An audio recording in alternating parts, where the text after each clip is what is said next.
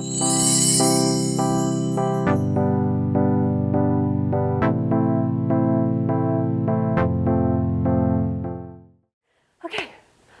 everyone. I'm here to talk today about the intersection between performance, glamour, and cultures of protest at the NFL Super Bowl halftime show, which is one of the biggest, most viewed, most watched stages in the world that has increasingly become a place of ideological confrontations. Super Bowl 27, 1993, Michael Jackson. This is the first time, this Super Bowl halftime show was the game changer, and it's sort of the one that came to kind of mold and create the Super Bowl halftime show as we understand it today. So this marked the first time that the viewership for the halftime show surpassed the viewership for the football game itself. Now, full disclosure, if you're anything like me, I'm the type of person who often wonders why there's a football game at a Michael Jackson concert. So this is the first time. So before this, the shows were much more modest. They had things like marching bands, cheerleaders, but Jackson revolutionized the format, elevating its theatricality, the budgets, the expectations, and the understanding of just what a halftime show could be. So his was the influence that set the standard.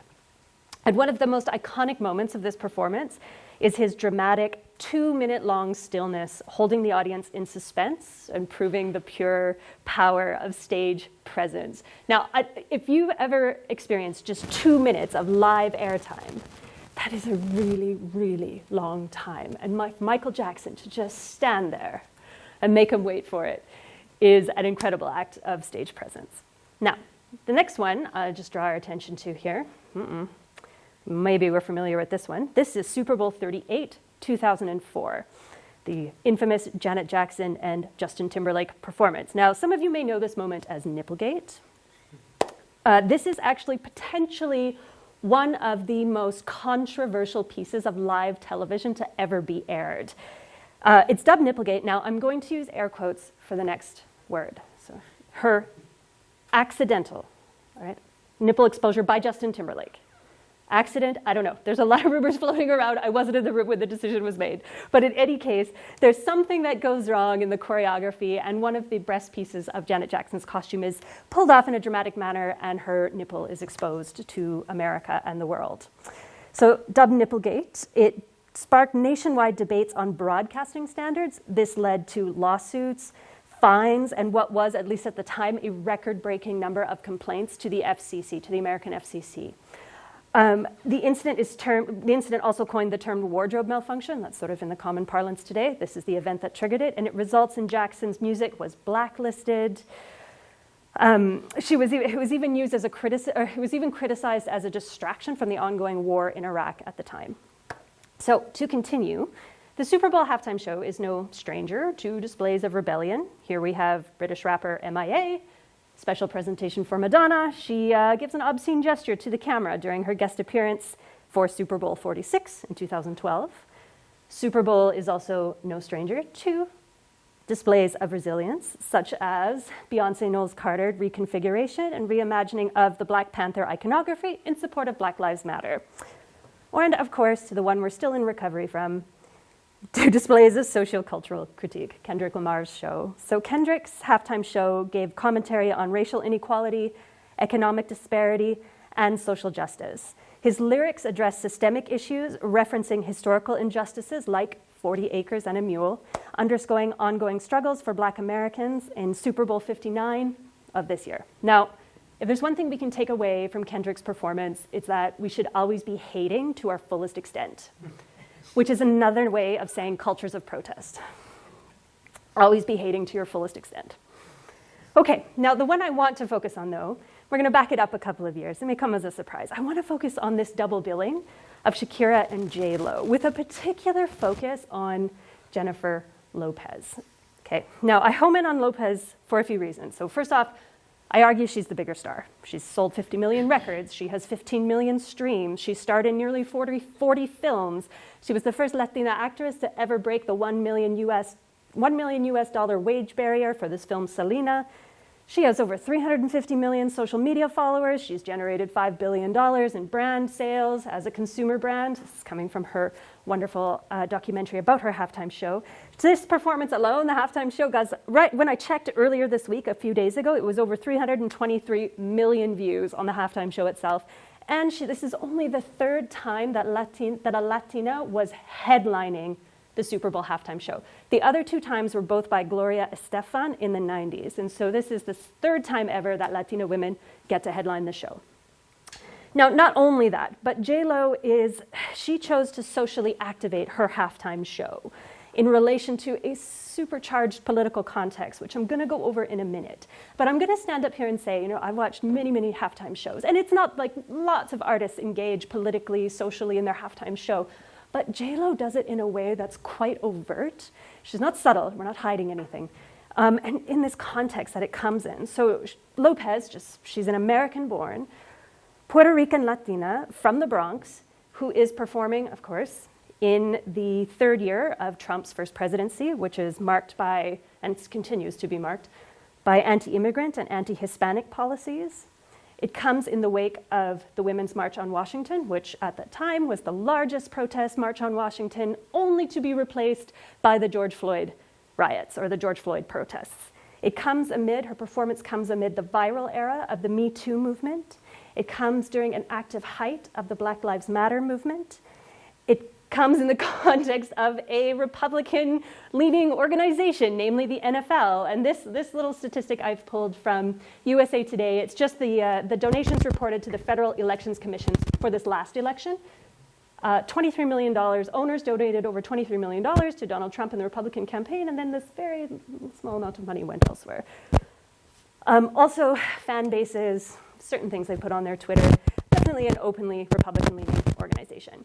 It also comes amid the backlash over Colin Kaepernick's dismissal for taking a knee for protesting racial injustice, a protest that I'll argue later the NFL largely silenced. And of course, one of the most important is during the ongoing and escalating humanitarian crises of Latino families separated at the US border, which of course includes the imprisonment of children. So let me go over some of Lopez's more overt things that she does. So there's a few things happening simultaneously. I hope I can make sense of what's going on in the performance. So for the first about 4.5 minutes of her performance, J-Lo performs a mega mix of her hits. We're dancing, we're singing along. But then all of a sudden, she hits the last note and the stadium goes dark. So the stadium, it goes dark and there's a moment of silence. And suddenly we see, there's 18 of them, all these little cages light up, and inside each one, as you can see in this image, I'll come around here, there is a Latina girl in each one. And then on the stage, there's the center one, this little girl, her name is Eme Munoz, who is actually Lopez's daughter. She starts to sing the opening lines of J-Lo's song, Let's Get Loud. The lyrics are, if you want to live your life, live it all the way, and don't you waste it. And then behind her, you see there's another chorus of Latina girls all holding hands. In a way, I like to think emulates Trump's, the border wall. Trump's border wall. But so she floods the stage with these Latina girls in cages. So this is the first thing that happens. And of course, we have the international symbol for women here. So the image of Latina girls in glowing cage-like structures is a powerful act of protest against the US government's treatment of migrant children, particularly the Trump administration's policy of detaining and separating families at the southern border. Now, Trump is not the first president to do that, but there was an extreme escalation of the humanitarian crisis. So by placing these children on stage, Lopez draws global attention to the inhumane conditions faced by immigrant children in detention centers, often held in cages without adequate care. This visual statement forced the audience to confront the harsh reality of racialized immigration policies and the marginalization of Latina voices in American discourse. It might come as no surprise that Lopez had issues with the NFL over her insistence to keep these cages in her performance in the set. Naturally, the NFL considered them too radical a political statement for their ranges from disinterested to very conservative political ideology. Lopez says, and I quote from The Hollywood Reporter, "For me, this isn't about politics. This is about human rights. I'm facing the biggest crossroads of my life to be able to perform on the world's biggest stage. But to take out the cages and sacrifice what I believe in would be like never being there at all, says Lopez. There was a part of me that just grew very zen, and I was like, I don't care what you have to do. We're not changing the show. The Super Bowl is tomorrow, and we're not changing anything. And of course, in the end, the stages make it to the pitch. Now, next what happens is, so here's a closer image of M.A. Muñez. She's singing the opening bars to the song, and you can see on their costumes here this sort of dance chorus. They sing and they dance along as well. They have an American flag stitched in kind of shimmering, glittering sequins on their clothing. Now, the next thing that happens is M.A. and Lopez, they sing a mashup of J-Lo's kind of party anthem song, Let's Get Loud, but she transforms it into a Let's Get Loud, Let's Use Our Voices, and she mashes it up with Bruce Springsteen's Born in the USA, kind of a classic piece of Americana. Now, the mashup of Let's Get Loud and Born in the USA is a bold act of protest that merges powerful musical anthems to address issues of immigration, Latin identity, and American nationalism. Let's Get Loud, a call for empowerment and action, is paired with Born in the USA, classic symbol of Americana. Lopez's passionate shout, right at the top of the song, she shouts, Latinos, let's get loud, underscores her message of resilience to the Trump administration's treatment of Hispanics. By blending these two songs, Lopez, with Muñez, draws attention to the unique struggles Latino women face in their efforts to integrate into the broader fabric of American culture, history, and civic society. The transition into Springsteen's anthem challenges the narrow definition of American identity, showcasing how Latino women have been vital contributors to American culture and heritage, many of whom are also born in the USA. Now, this little garment here, this one, as you can see, it's quite simple. On the outside, there's an American flag, this kind of burlesque, kind of cabaret feather boa. But on the inside, you see it flashes the Puerto Rican flag. And there's this beautiful, quick moment of choreography where right as M.A., the little girl, sings the first bars of Born in the USA, J-Lo flashes the Puerto Rican flag. So after the Latina girls are brought on stage, Lopez dons a feather cape with the American flag on the outside, Puerto Rican on the inside, symbolizing the fusion of both her identities, a reality for many Latinos in the USA. Lopez emphasized the importance of representing women, Latinos, and Americans at the Super Bowl in an interview with The Hollywood Reporter.